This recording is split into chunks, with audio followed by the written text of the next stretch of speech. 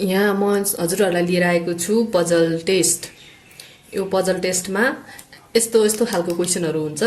जस्तै यो क्वेसनमा के हुन्छ भन्दा which one will replace the question mark. यो क्वेसन मार्कमा चाहिँ कुन रिप्लेस गर्दाखेरि कुन चाहिँ नम्बर हुन्छ भनेर चाहिँ पत्ता लगाउने हो। यसमा जस्तै यस्तो ट्रायंगल छ 5 3 4 अनि यहाँ 19 7 5 6 यहाँ चाहिँ क्वेसन मार्क यहाँ के हुन्छ त्यो पत्ता लगाउने हो। 6 4 5 अनि 29 यसको चाहिँ के हुन्छ भन्दा मैले बुझे अनुसार यहाँ कसरी हुन्छ त यो पजल चाहिँ हामीले चाहिँ पत्ता लगाउने हो। यो दुईटा र यो दुईटामा म्याचिङ भयो भने यसको चाहिँ आन्सर आउँछ। त्यसैले मैले यहाँ यसरी चाहिँ गर्छु। पहिला यो साइड र यो साइड 5 × 3 अनि +4 गर्ने यस्तो चाहिँ मैले रुल लिएर आएको छु। यो गर्दाखेरि चाहिँ यहाँ मिल्यो भने अनि यो र यसको पनि मिल्नु पर्छ। त्यसैले 5 × 3 गर्दा 15 15 मा +4 गर्दा 19 यो चाहिँ मिल्यो। अब 6 × 4 +5 गर्दा मिल्नु पर्यो।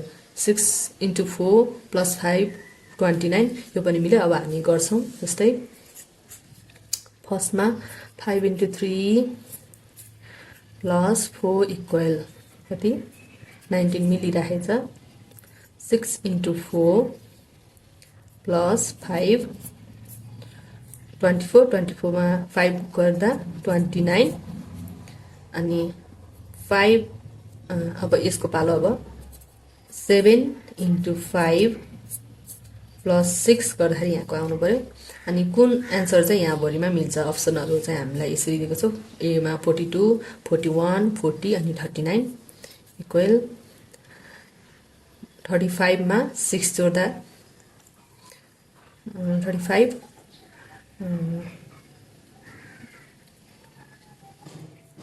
आन्सर 41। यसको करेक्ट आन्सर चाहिँ यो रहेछ। Question number 2 which one will replace the question mark। हाम्रो पजल चाहिँ यस्तो छ why है। यसको यस्तो छ, यसको यस्तो छ अनि यसको यस्तो छ। यसको सिक्वेन्सहरु चाहिँ के हुन्छ भने जस्तै मलाई लागे अनुसार यो प्लस मैले यो गर्दिछु, यो प्लस गर्दा यो अनि यो पनि यो प्लस गर्दा आउँछ भन्ने मेरो चाहिँ हुन्छ। अब आन्सर अप्सन छ यो एकदम सिम्पल पनि छ।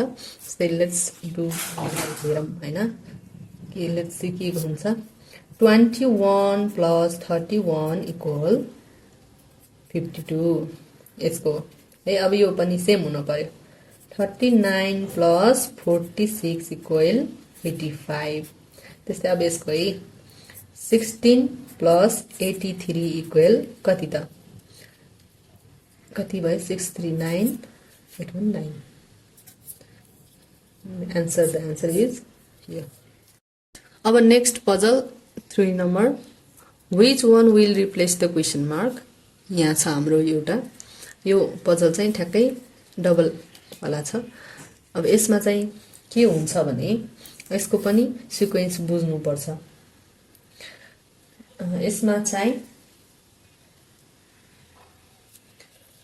मैले सबै एड गरेर अनि माइनस चाहिँ 2 गरिदिएको छु। जस्तै त्यो गरेर हेर्छु। जस्तै 0 + 4 + 2 + 6 - 2 = कति हुन्छ त्यसलाई गर्छु। 0 + 4 + 2 + 6 4 5 6 6 6 12 12 - 2 10। त्यस्तै गरेर अब यसको सिक्वेन्समा यसको पनि सेम हुन्छ। 6 + 10 + 2 + 8 - 2 गर्दा हुन्छ 6 10 16 17 18 हैन। 18 मा 8 जोड्दा कति भयो 26 26 - 2 24। त्यस्तै गरेर 4 + 12 + 14 + 10 - 2 = कति हुन्छ त